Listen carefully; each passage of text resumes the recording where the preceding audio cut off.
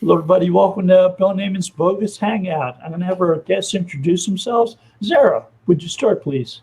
Hi, everyone. Thanks for joining us. This is such a great chat. My name's Zara Altair, and I write for the web. Webmaster T?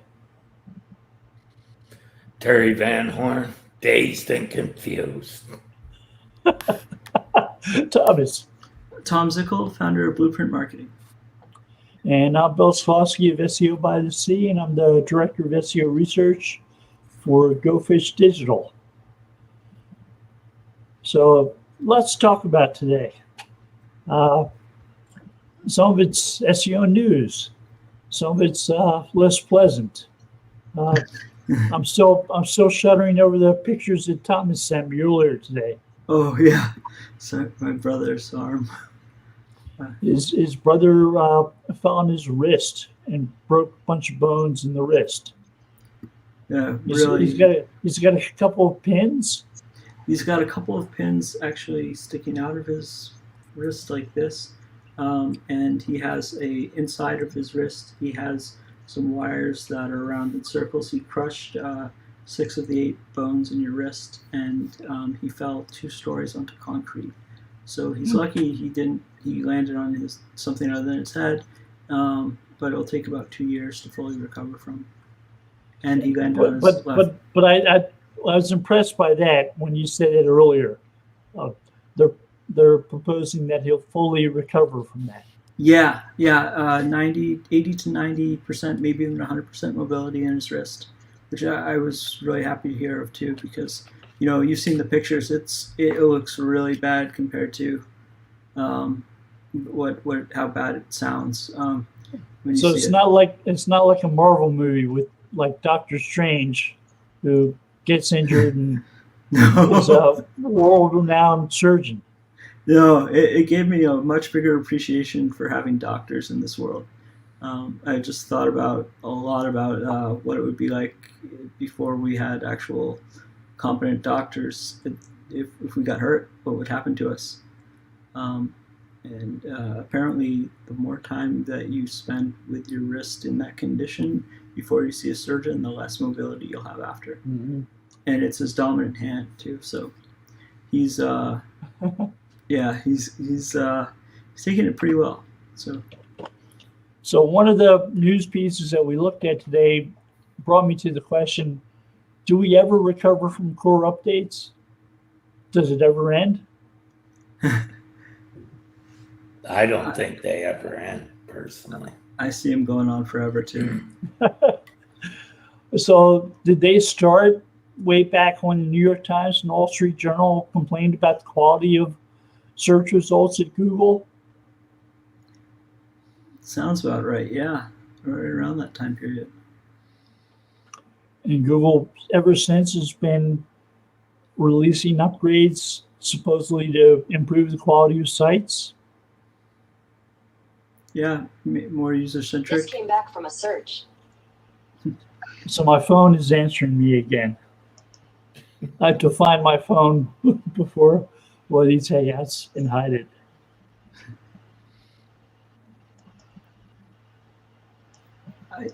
I think that the speed algorithm update has been a blessing. It's been easier to deal with site speed lately, and easier. But some of the other big updates are going to be quite challenging for some sites. Well, I was at an SMX a couple of years ago, and there's a guy from Google talking about stuff like time to first byte, and it sounded like a foreign language. Yeah. Now it's FCP or something like that, first content paint, something like that. But yeah, basically the same mode number almost. So the concepts were similar. Back 20 years ago. We were talking about having heights and widths on images to keep content from pages bouncing around as it resolved. Yeah, that's the third part of the most important ones. Whether it actually adjusts itself after your page loads. Right. So the problem's been around for a long time. We just didn't have words for it. That's the third part of the most important thing. No, definitely. Somehow it's become the responsibility of SEOs to fix. Not developers, not designers, but SEOs. Yeah, it does seem like that. I think like working with developers is the best way to do it, but it seems like we're the ones that end up with most of the firsthand knowledge on it first, because if Google's implementing it or Google is going to benefit us, that will be the reason that we probably are some of the first to learn. But To me, it's up to the CMSs, mainly WordPress, because of the large proportion of sites that are on it. It has a lot to be desired. Mm-hmm.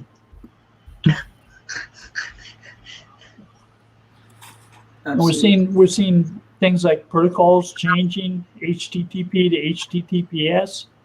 We're seeing devices search time change from desktop to mobile, each with their own problems. Oh yeah. Each a ranking factor too, or made a ranking factor. Yeah, I just started writing about some old ranking factors. Things like inverted indexes, which you remember when Matt Cutts came out with a newsletter for librarians that explained what an inverted index was and showed how it worked? That was like 2002, something like that. Yeah, that was way back.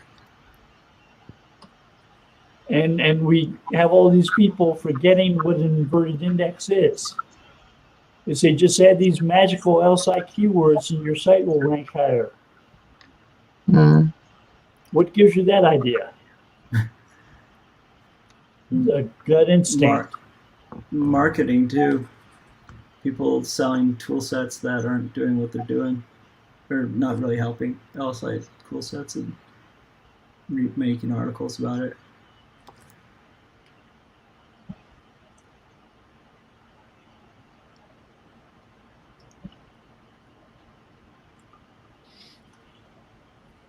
I think so. I think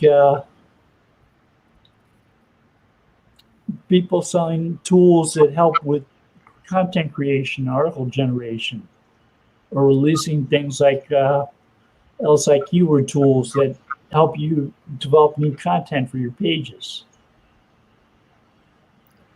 Yep. And they've given it that fancy name because it's something everybody's heard of. It's got actually nothing to do with LSI at all. Yeah, database stuff. And it's amazing to see that, I bet you could come up with any acronym, 15, 12, 17, something, then call it keywords and sell it to somebody. I mean, Call it an IFTFD tool. Yeah. When I heard inbound marketing the first time, I thought, when did we start using the telephone? Because that's where I first came upon inbound marketing. Was I worked in telemarketing, and that's what we called inbound calls, inbound marketing. I'm used to SEOs are notorious for taking something from something else and applying it to SEO. Can't rank number which one only for shows their acumen is one not for that SEO. good. Can't rank number one for SEO, become an inbound marketer or a growth Find marketer. something else. Yep. Digital Easy marketer. to be the original then, eh, Bill? Yeah. Make up your own words. Yeah, I mean, I think that the amount of people that are saying they're growth marketers and all these things, it's all kind of the same thing to me. People have tried to explain the difference, and at the end of the day, you're helping a business, and you're doing it with technology. SEO much more website based, But I think we're asked to do a lot of things outside of the box. At least I am in general situations. I don't mind it. I really don't. But I wouldn't call myself a growth marketer. I don't. I hope to add growth to any project I work on, but I wouldn't ever call myself that. Yeah, as an in-house SEO, when I first started, I used to do things like help people set up mail merges for QuickBooks. It's not an SEO task, except it was when I got a paycheck. Yeah, exactly. Yeah. What's SEO? What the boss tells me to do. Yeah, exactly. I would get a lot of requests for, to talk to developers about certain things that I definitely had an opinion on, but I wasn't, a developer. So I would speak to them and we'd come to an agreement. I did it because that's what the client asked, not because it's technically SEO. But the end result was always something to better the site for the end user or for. Right. So part of my job here recently in California was we have a number of clients in the West Coast, and some of them were close enough so I could visit in person and talk about some of the old school SEO stuff that we used to do. That's the best Like, thing you can. I told one guy about a client I had who used to acquire links by writing letters to organizations. And he did acquire a number of links that way. Because he and his wife started a flower foundation for people who weren't gluten-free. He had celiac disease. So he was reaching out to anti-celiac medical groups at schools and other places, writing them letters, telling them about the flour he was making, telling them about his website where the flour can be purchased. And for many of the people in that group, it was a dream to be able to buy bread that was like regular bread, or have their mothers bake them birthday cakes. That makes sense. Yeah. Yeah. I've had a few clients. So sending letters for links sounds old-fashioned, and it was, but it worked. Yeah. Hey, Especially newsletters were around before the internet. That's No, for they're- sure. I used to write newsletters that got See? read and mailed, Mine looked like construction paper with crayon, but no, I'm just kidding. But yeah, I remember newsletters like it was yesterday. I mean, if you have a relationship with anyone that's related to your site, use it. Contact them by any means and ask them for links. Mm-hmm. So before I was writing too much HTML, I was writing the code on forums to format those, like copied quote, stuff like that. And learning how to use bulletin boards, BBCs. bulletin boards. BBSs, yeah. My brother had 14 telephones to his BBS. Whoa. Are you familiar with Cleveland Net? I've No. heard the name, but Cleveland Net ran a promotion one day where they got a local doctor to answer people's questions, and they offered it for free. It took down all the telephones in Cleveland.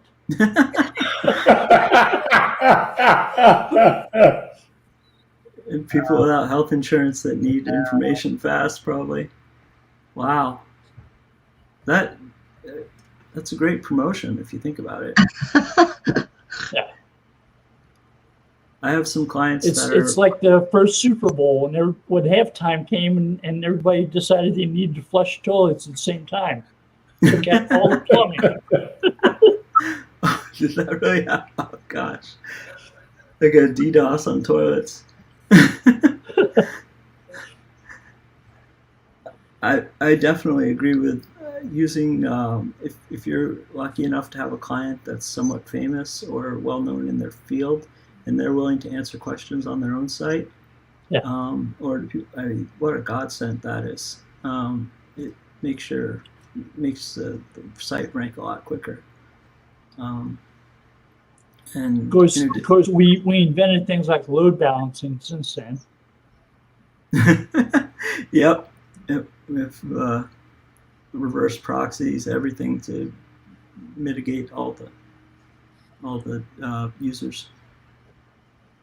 You could do that on your business account too. Have the question, tell people that if they want to ask a question, to go to your Google account, my business account, and ask a question there. And let people know that you're going to answer questions between a certain hour. I bet you that'd go over really well and really help your business account. And ask me anything and put it onto your Google business account. That's smart. Oh, I come up with a good one once in a while. Blind squirrel finds a nut, that kind of thing, you know. It's good when you experience these things for the first time. It's like we had a guy who would read Reddit frequently.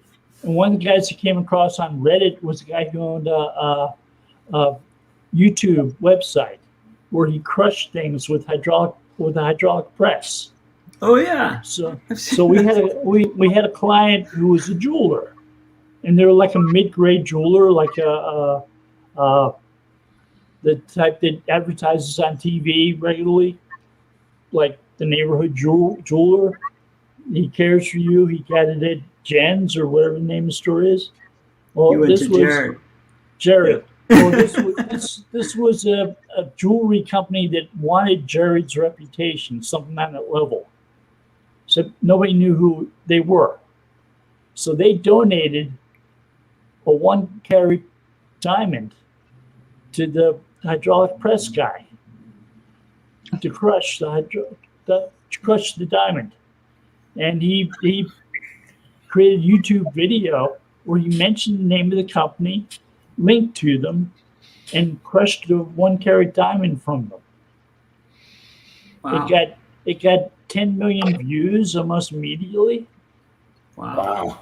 And then he followed up with the question, can a carat burn? Can a 1-carat diamond crushed 1-carat diamond burn when you take an acetylene torch to it?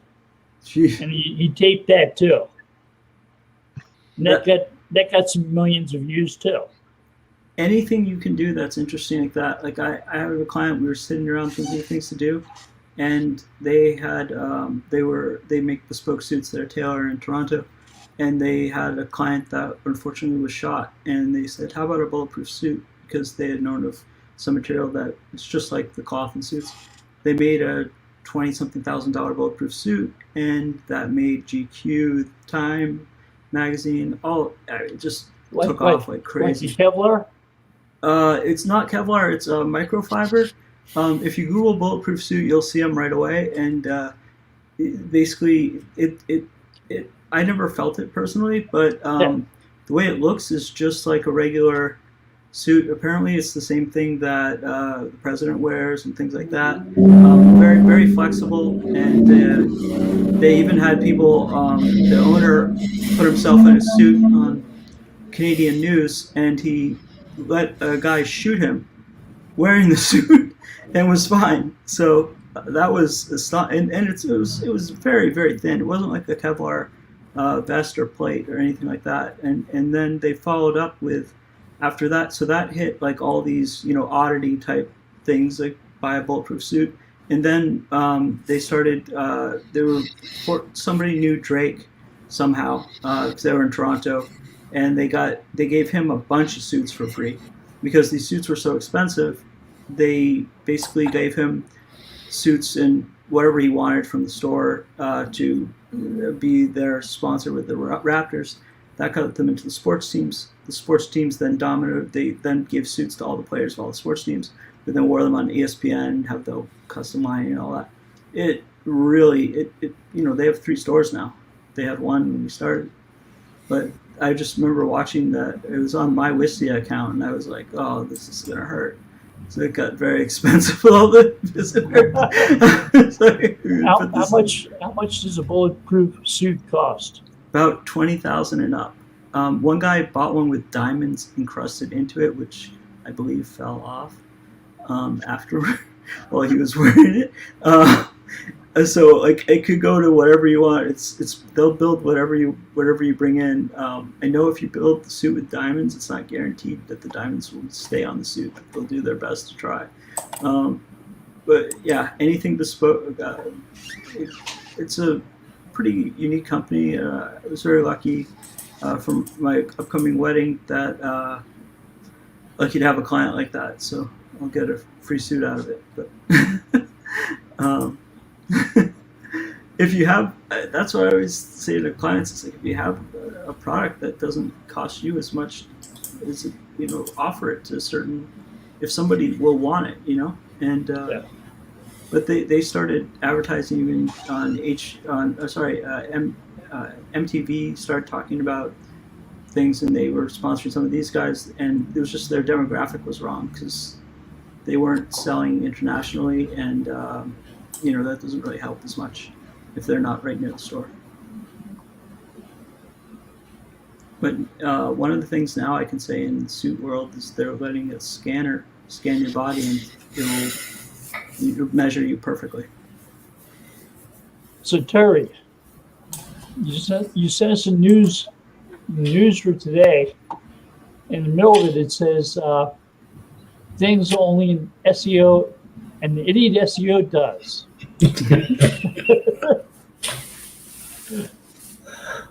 and that's got 3 things on it. Number 1 is guarantee rankings. Number 2 is estimate traffic gains from a change of addition to a site. Number 3 is give a timeline for ranking. So yes, I've known many idiot SEOs. Oh yeah, I met a few. Yeah. When I had a client try to talk me into giving him a guarantee for ranking, I said, no, that's not me. I'm not the idiot SEO who's going to answer you. I just tell them I can guarantee if you pay them that you'll be number 1, or pay them enough, you'll be number 1. So I can guarantee that you'll have a better website. Yeah. That your customers will like it better. I can't guarantee that you'll rank higher because I don't run Google. In my opinion, I think that you will rank higher. However, I cannot give you this guarantee. There are no guarantees in SEO, unfortunately. Oh, I've told more than one person, forget about it. This site couldn't rank you. I wouldn't even attempt to. No, seriously. No, yeah. Start over. The ones Start over. Yeah, if I've got to rely on your salespeople, unlikely. That's tough if you don't know the sales team and you get in later and you find out it's all in-house mumbo jumbo that's stopping you. That's another thing I always have to. If I don't understand your property, I wouldn't take, or what you were doing. If I didn't understand it, I couldn't take you on because I didn't understand what you were doing. That's why I excelled in real estate, because I sold real estate for a number of years. I understood how everything worked. Just like I bet for lawyers, Bill would be really good because he knows what a lawyer does, because he's actually done it to some extent. But scarcity with real estate makes it tough to understand. So the supply and demand in an area can mean some houses sell for a lot of money. Oh yeah, way more right now. Yeah, but it's also understanding the buyers. And I'll tell you, for a real estate company, the sign on the lot is more important than anything on the internet. That's more important, the sign on the lawn. Good. Same with the billboards. I work mainly in new homes. The billboards were their biggest seller. That's why we made the website reflect what was on the billboard. Made it easier for people to identify they were in the right place. I will say, driving by a home that you like, that you've liked for a long time, and you see the sign, will generate a lot of interest, and that's how I got one home. But Zillow and the hot pads and all these other things today, you get, I don't know how much traffic they're getting, but it's a lot, I'm assuming.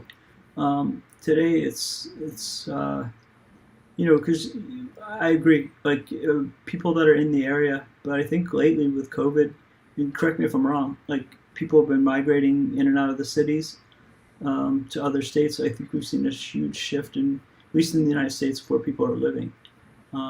So I think most people are looking at them online, then they're going down the out or up or wherever to look at the home. But it's never how you pictured it, even with the photos. Supposedly, as businesses hire more remote workers, there are less people who rely upon a specific place to live. And they'll buy bigger in homes. other places. I've been told, yeah. If you can buy a small town in some place that it costs less to live there, people might do that. Working remotely, I think, is a big benefit. I love it. However, at the same time, I think it's been such a shock to the entire public when we see them. They weren't used to Zoom calls and all these things, and I think that all the statistics were very surprising. That people were actually less likely to do work from home than in the office. But that's just one article I read. I don't take that to heart. But at the same time, like from what I've been told from real estate people, is that, and correct me if I'm wrong on this, Terry, but like that you want to have a bigger home if you're going to be working out of it. And I know that to be true for myself. You want a space for where you're going to be most of the day, and location obviously matters as well. Oh no, I just don't want to ride the subway for an hour twice a day. So that's why I wouldn't work in an office. So I made the decision as to where I live based on the fact that I'm close to the beach, and I'm in a small town. Good decision. Good reason for. Yeah, I'm in a tiny town right now, and I'll be down in southern Florida now in a kind of bigger town in a couple months. But well, I don't mind calling a town of 100,000 people a small town. I live in 812 people. I think when somebody leaves, they no, but yeah. See, here, that's a city, not a town. So most of the other people who live in the town I live in work on the web. Really? Yeah. It's very It's very More focused. realistic. It's very focused on the internet. Yeah. That's a benefit. Most people work from home. That's really cool. I think California has that benefit over, especially the area you're in, Palo Alto, and some of the others, as opposed to the East Coast. Just has a better work from home environment. More people doing it, the more it's accepted. But the COVID kind of blanketed the country with that. So I've been working from home since 2006. So it's not been all COVID. 2011. 1994. Whoa. Yep, same with me, Terry.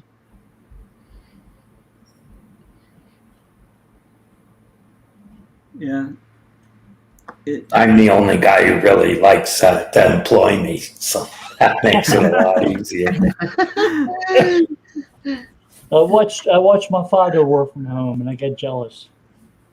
So I figured out how I could do it.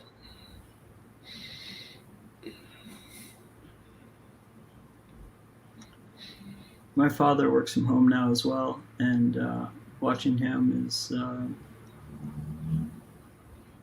it's kind of funny, and but it's also, you know, he went to an office every day for most of his life, and now he's semi-retired, and he absolutely loves that he doesn't have to put on a suit, and he relishes in it. It's so strange to me, at least, to hear that. At the same I worked in the court for 14 years. I was climbing underneath people's desks, installing computers in a suit. Oh man. It wasn't the most intellectually stimulating position. Yeah, I think in some industries, businesses are gonna have to let people work remote, or they won't be able to get the best workers. yeah, brain drain. That's not brain drain. That's brains going where the Preventing perks a are brain better. drain. Sorry. Yeah, better the perks, more money, more perks. Right. But the big thing is, like, this is kind of interesting to me because I used to be in the office space business. That's what my last job was. SEO in a office space company, and you could see the writing on the wall, the expense. Think about every business, their biggest fixed cost Overhead is the business but wherever the business resides. Oh, yeah. After staff, but one item getting the most money, it's always the location. So all of my water cooler moments are on the internet, places like Twitter, and I'm hanging out with people in places like London. And it's like, there are a bunch of smart people on the web. I wish I worked with some of them. And in a remote world, it's more possible. It is. That's the best part, is that you get to meet up with them at conferences or wherever, and then you actually get to work with that person, or you could never even meet them and work with that person. It's amazing how small the world is as well. How few people. How it seems like everyone I meet, if they're overseas or not, knows somebody who I know, or the 6 ways to Kevin Bacon. I think it's true for everyone. 6 degrees of Kevin Bacon. Yeah, that's it. Yeah, that one. I really do believe that's pretty accurate for every person on the planet that's over the age of 15 or 20, maybe, because little kids probably don't know as many people. I agree. I think that traveling and being able to get out of the house too is a nice thing. It's a nice break, and it's also very nice to not have to. Like, I put 7,000 miles on my car in 3 years, so I'm very, very happy I did that. Just because I'd rather not, like Terry said, I'd rather not be commuting. And Well, when you could be working, right? Exactly. If you're Yeah. not commuting, that means you could be working. So Right. that's 2 hours a day that you're getting paid for yeah, instead of paying to ride a bus exactly.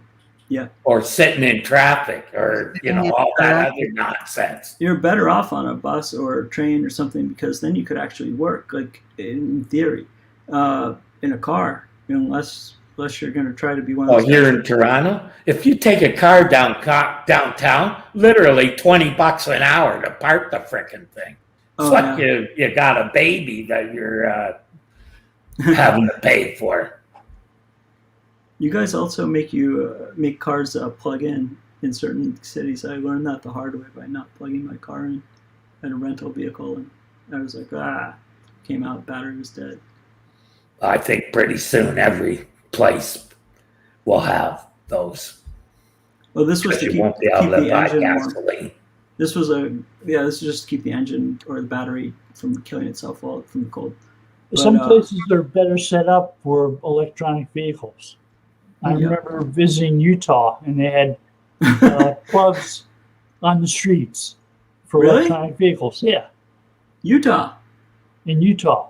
I'm thinking to myself, I don't see these in Southern California. That's where I would have guessed they'd be the most popular.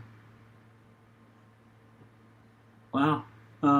I remember speaking to my fiance about getting a Tesla possibly, right? She wanted one, and we looked at to drive from Orlando area to Miami, and you'd have to stop and charge the vehicle for 45 minutes or something just to, so you're adding almost an extra hour to by the time you get off the highway and do all that stuff, um, just to get to Miami. However, at the same time, I think that as solid state batteries progress, we're going to see a huge shift, like you're saying, to everything being electric. Because electric So motors are cheap. I live in a condo. It's a townhome. It's a shared garage with no electronic plugs for electronic vehicles. Oh yeah. There's no plugs in the garage at all. No, Can you ask for them to put one in? I'm sure that there will be some assessment for the condo in the future for installation of plugs in the garage. They're probably, when they build them now, they're putting them in. Guaranteed. At least But the pretty wiring. soon, they're going to have them. Because, don't be surprised if in 10 or 15 years, cars are all running on just electricity by the sounds of it. When I worked at the courts, the courthouse I worked at originally was built in the 1910s. So it didn't have the electric infrastructure to handle all the electronics we had these days. They ran it through all the old gas. Rooms would have like 1 or 2 plugs where it needed 3 or 4. Yeah. Yeah. I'm installing monitors on judicial benches. At the same time, judges are taking monitors I install on judicial benches and throwing them on the floor and saying, we don't need this. It's a nice way to say that. So you get elected judge? Oh gosh. I watched a video where a judge fought an attorney outside and then came back in and proceeded with his cases. It was wow. A physical fight. Yeah, Wow. let's go. Then you hear the fight somehow, and then they come back in and they resume. It's bizarre. But I saw it on John Oliver. But yeah, I think that electric vehicles. The Jaguar says they'll be all electric by 2025. I think that I know some people that do a lot of car dealership SEO, and I've actually been offered some of that, and it's interesting to see the templates and how they all use the same CMS systems. They're all terrible, by the way. In my opinion, they could be done so much better. But the manufacturers and these dealerships all have agreements with corporate to run this stuff. I'm hoping that some of these core web vitals will actually force them to wake up and understand that they need to do something a lot better. And Well, they're transforming whole industries. When you're taking like a Ford F-150 and turning it electronic and calling it a Lightning, yeah. Oh yeah. you're talking about lots and lots of vehicles. Yep. I think that what will happen, this is just my guesstimate of what's going to happen.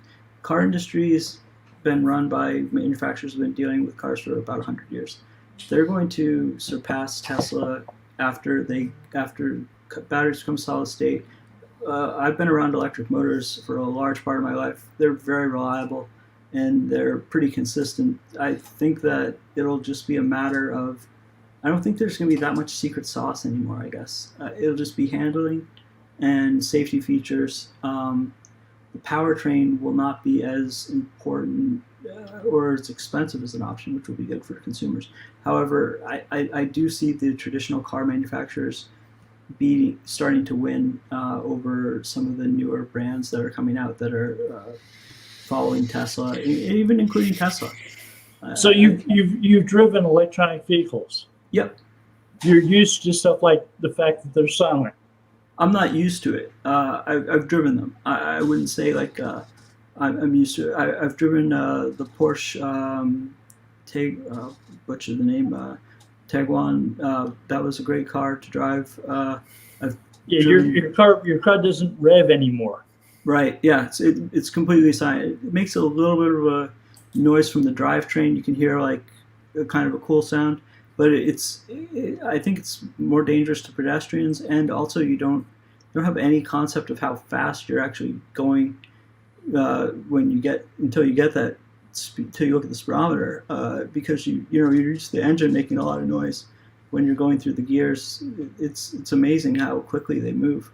So this is a bigger transformation than the lack of a modem when you connect it in the web. Oh yeah, this is going to be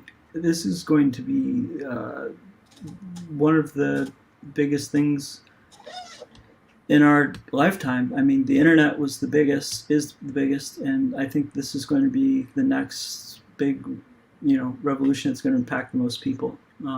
And I was shocked to find out that the average electric vehicle to fill up with electricity is about $17 to $18.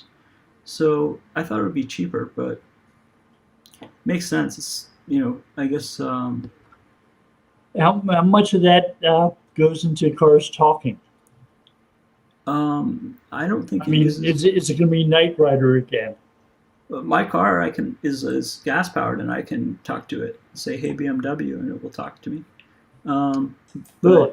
Yep, just like an iPhone or Android, and it won't say a lot, but you can ask it like what the range is, or you can say, "Go to this person's house." And I don't think that uses a lot of power. I think the navigation systems probably, and when you look at the lights are now LED, so they're not probably steering. Powertrain obviously, but then they use the brakes to recover the power. I'm trying to think of what probably uses the most power besides the actual acceleration. And I'm guessing heating and cooling is much more difficult on an electric car. You don't have a radiator. And that's, what else is going to happen if they all go electric? Whole industries are going to be wiped out that feed these car manufacturers parts for motors. Aftermarket parts?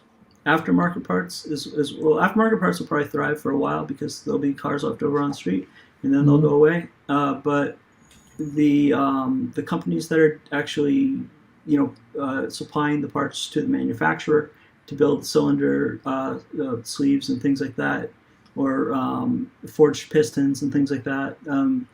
So companies like Pep Boys or AutoZone are going to look very different. Very different, yeah.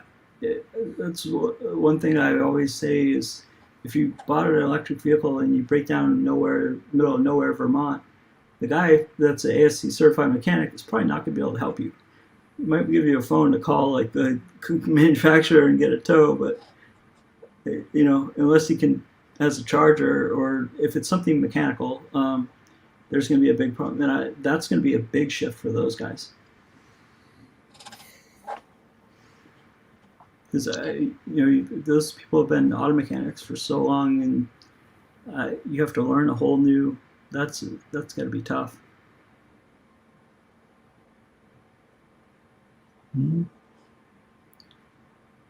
But I think that people were talking about billboards on Facebook the other day as for SEO. Whether or not it'd be a good idea to actually put your agency name on a billboard. And I agree that it is. There was one on Route 95 through Philadelphia for many years for an SEO firm. And they had a billboard? They were the same firm that kept on nominating themselves for awards in search engine land. The U.S. Search Awards. They would nominate themselves for a new award in every category. No shame marketing. For every year.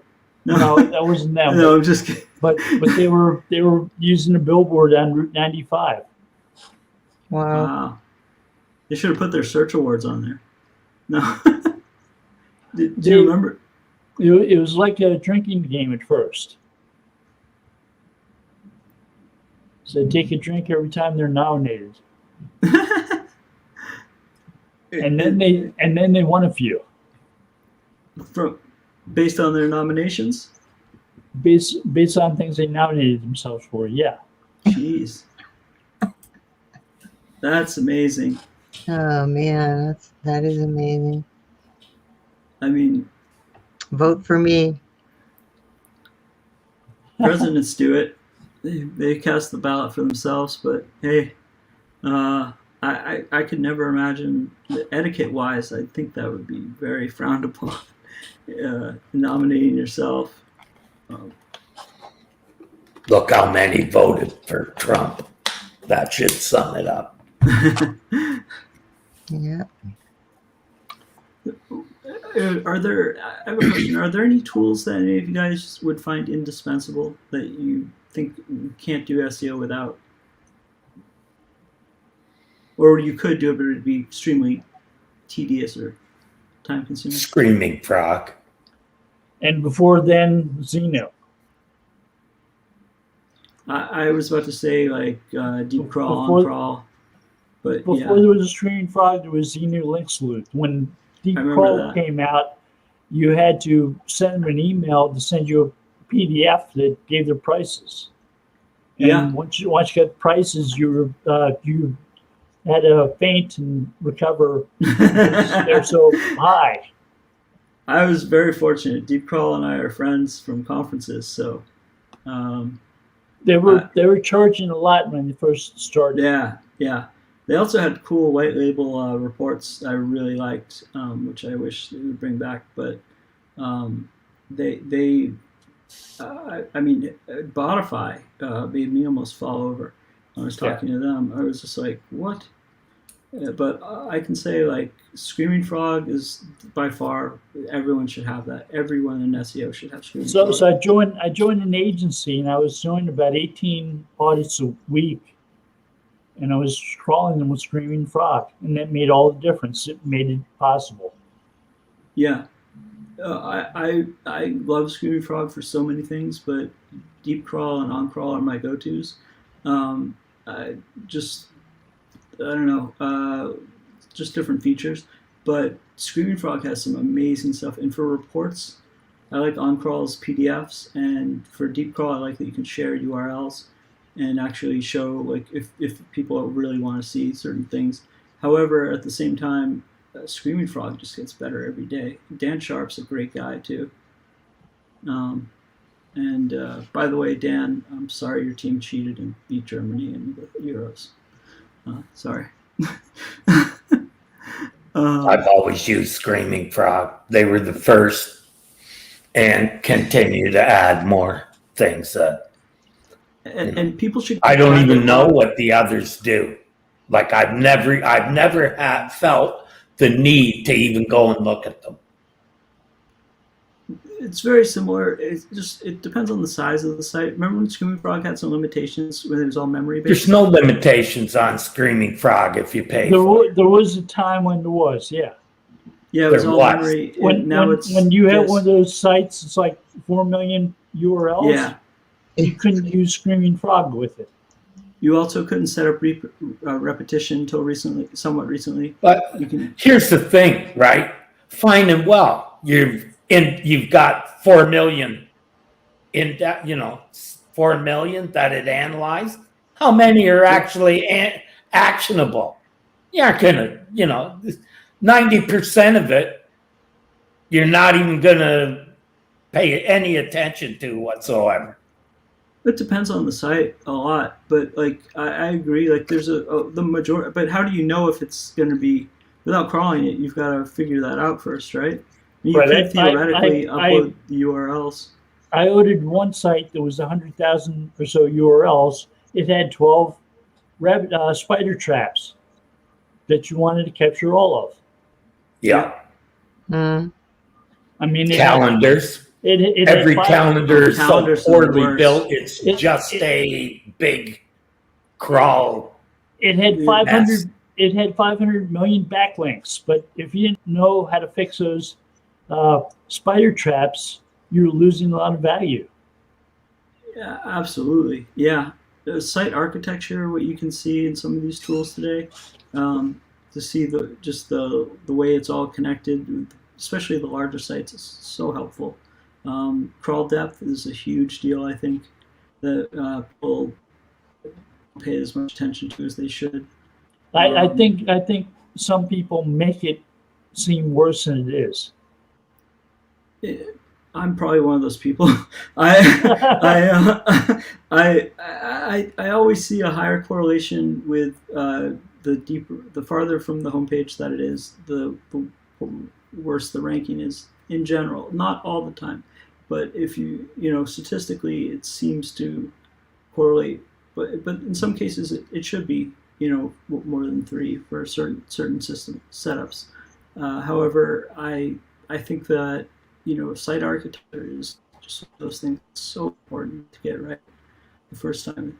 I hate redoing it, and I don't hate it, but I don't like to have to tell the client, "So your site architecture is brutal. You've got to change this, and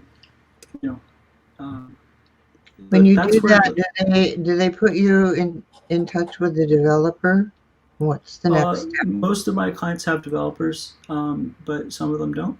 So it just depends. Sometimes I've brought my own developer. I work with a couple of people, and I'll bring them in. I'll do the work in some cases, but lately it's just been implementation on the developer end, and I will just do the strategy with the developer. And it works out well for both of us.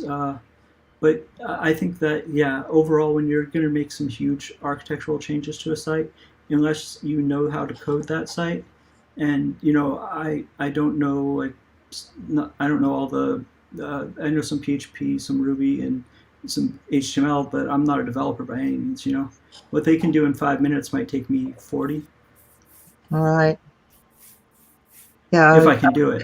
I was just curious. I mean, I have really narrowed down my business to writing, but a few years ago, anybody who came to me used to run your site through Screaming Frog, and there would be all this stuff happening, and then I would make suggestions, and the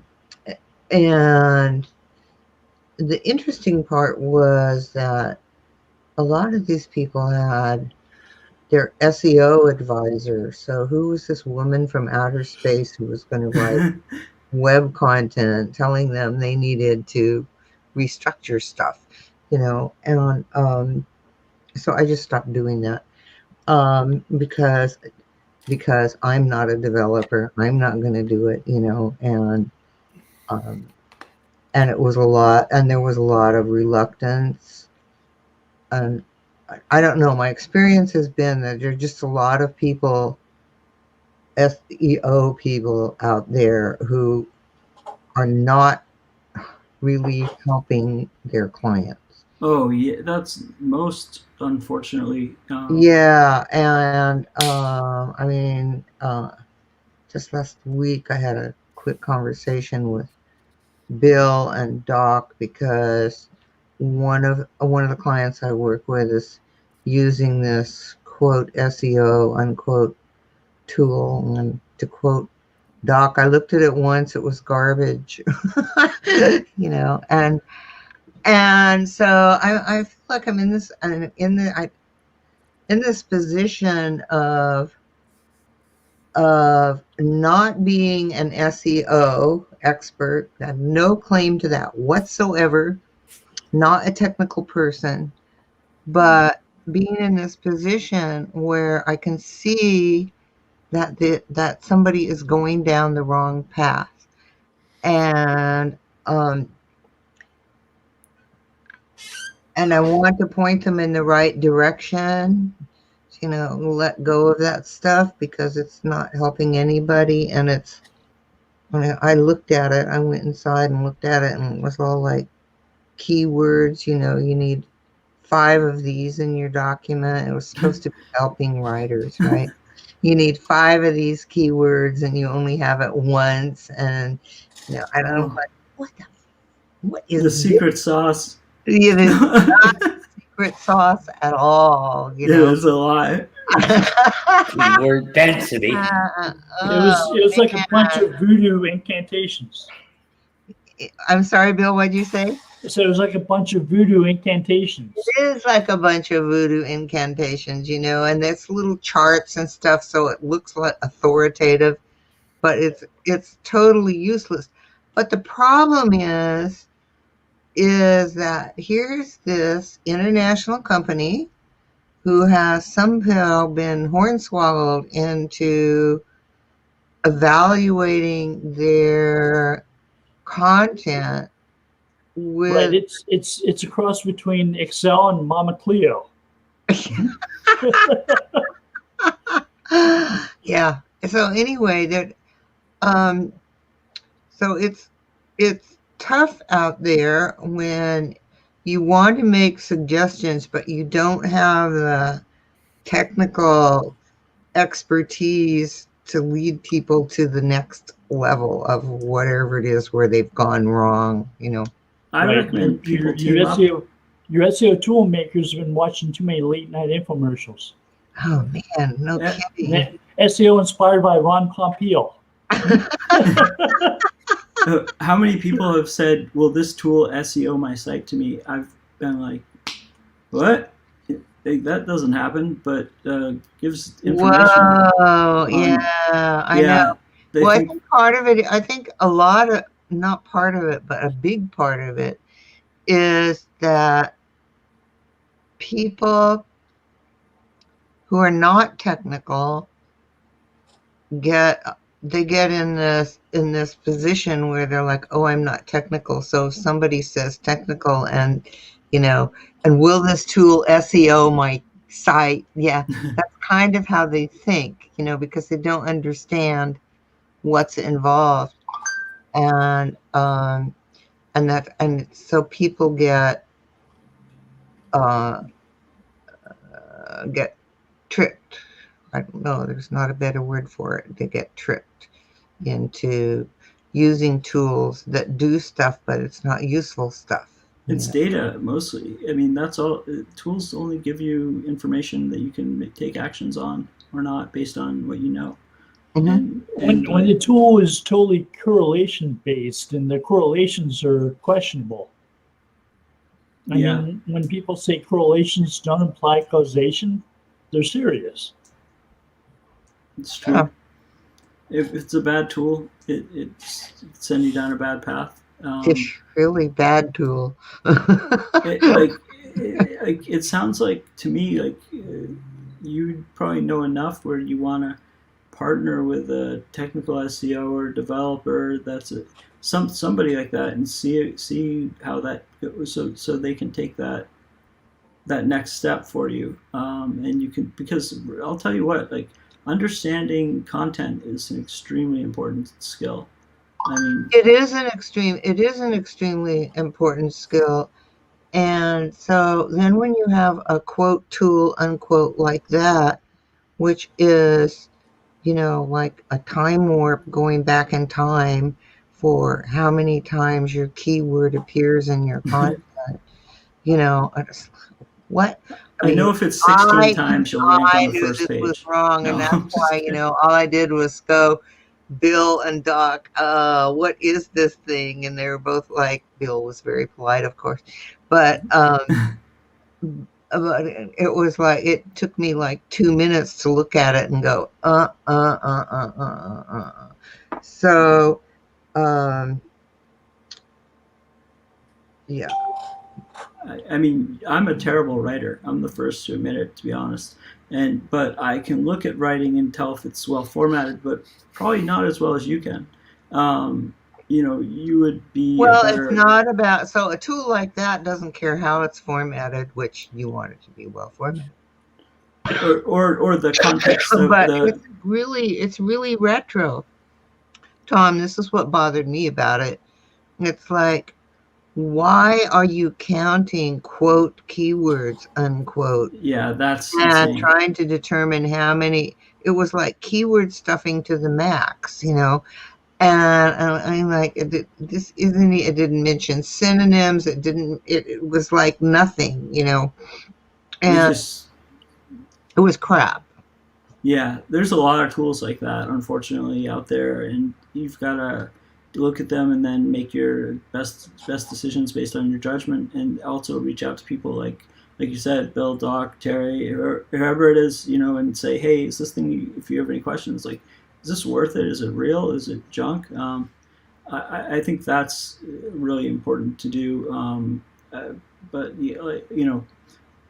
when I had a client that was making a quota of 4 articles a day from their staff of 50 writers, and they were writing about things that were not on subject at all. And unfortunately, that really impaired their ranking. So no kidding. Just by changing that, when we got them all to write on topic instead of like Angelina Jolie's makeup or something, it transformed the site. And getting rid of those quotas because they don't really make sense. You don't just you're not a content farm for junk content, that's like if somebody were to tell me that they could rank higher by putting some word in a page a certain amount of times, I would tell them they were insane. But it's great that you're able to just discover that and show that to them. It's really important because a lot of, think of a consumer, they know their business. They don't study this stuff. Yeah. So, well, one of the things I thought was really funny was before they went on this new path a couple of months ago, occasionally I would write articles about awareness, and basic stuff that you can do yourself to help your content is essentially what those articles were about. But when I looked at this tool, it was like, haven't you even read the articles that I wrote for you? It's like,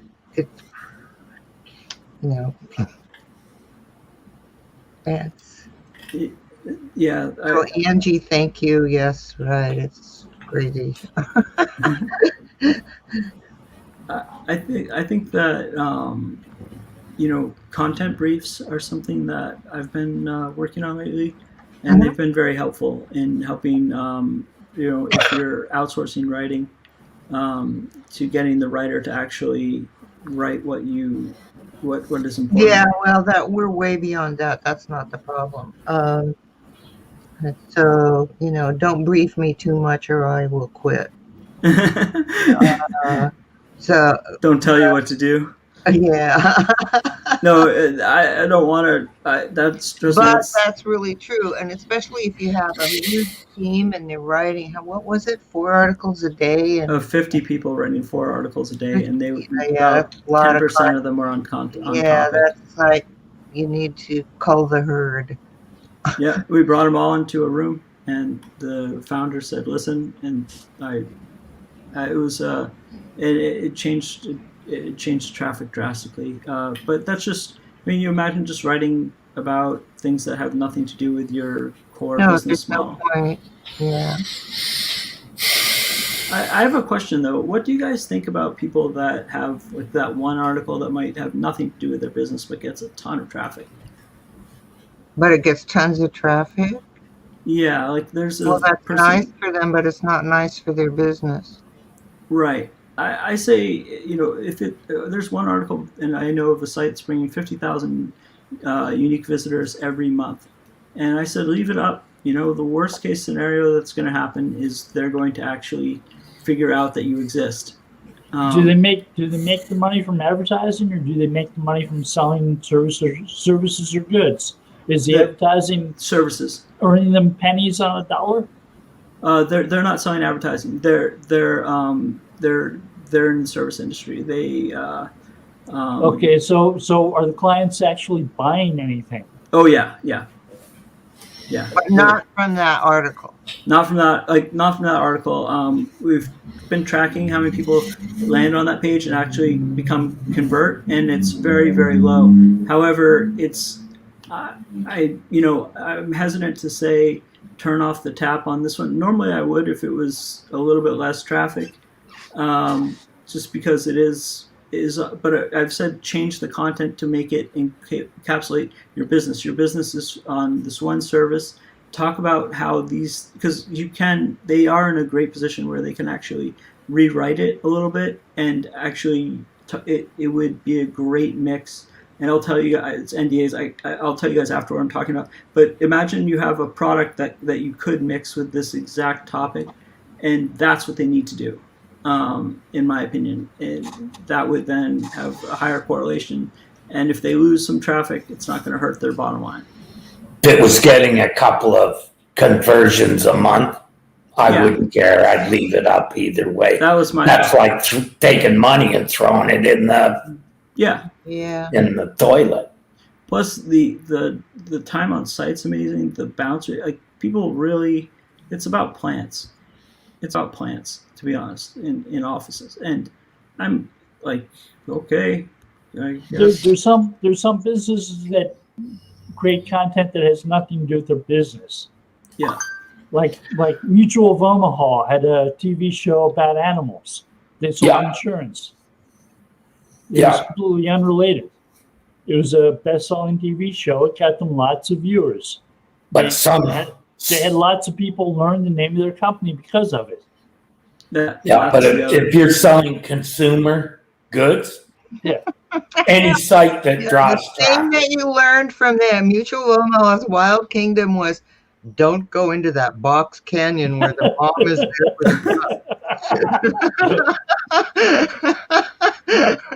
That's why they're the quiet company now, right? No.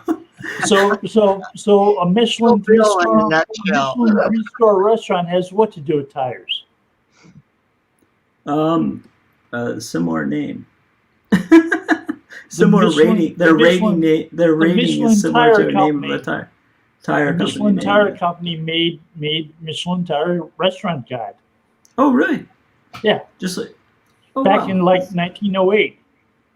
Sort of like Guinness Beer made Guinness World Records type marketing. So they were rewarding restaurants stars to get people to travel. They still to get in their cars and go to places. Stars, people travel, they wear out their tires, they buy more tires. Yeah. Smart move. So we give out more Michelin stars and more people travel.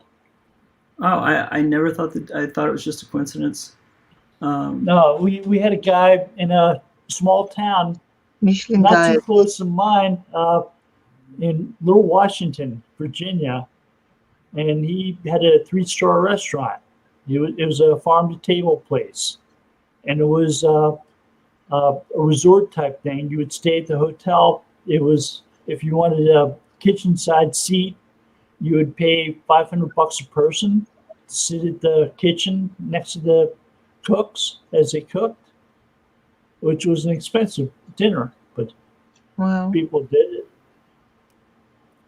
And it was a 3-star Michelin restaurant. Yeah, middle of nowhere.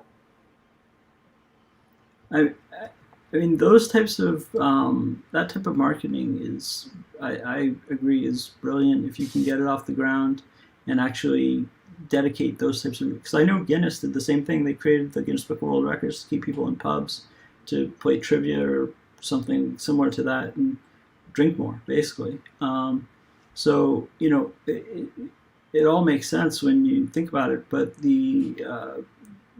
both of those companies did an outstanding job with with that part of their business, where they rated restaurants in Michelin's case, and Guinness did a great job with records in their case.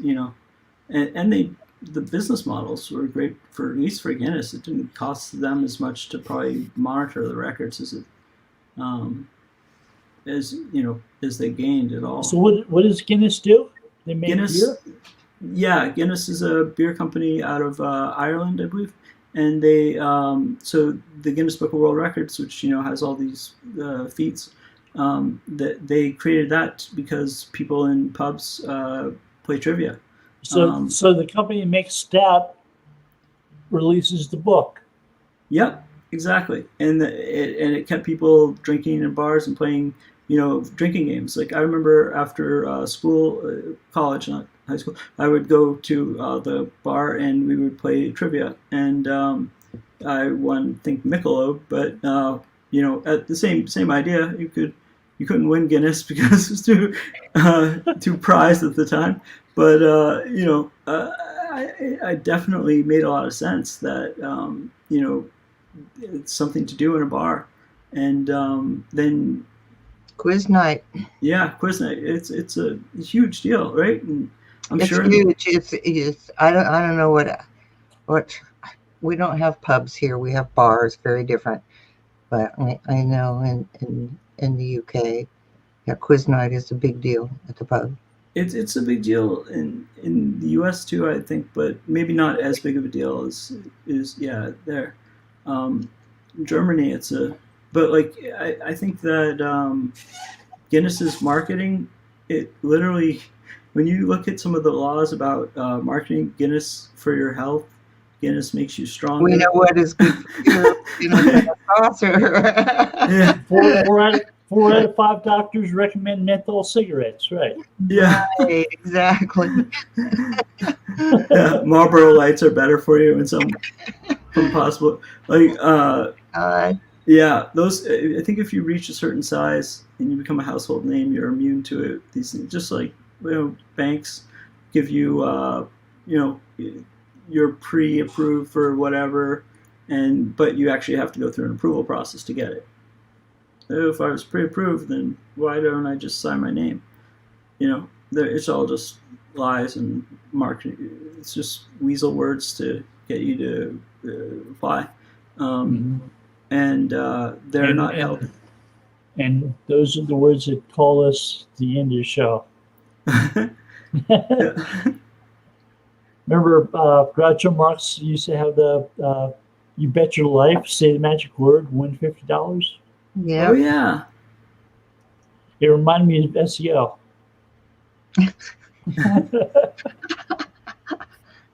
With that thought, have a good night, everybody. Take care. Have a great night. When you're 50 bucks, have fun. Bye now. All right.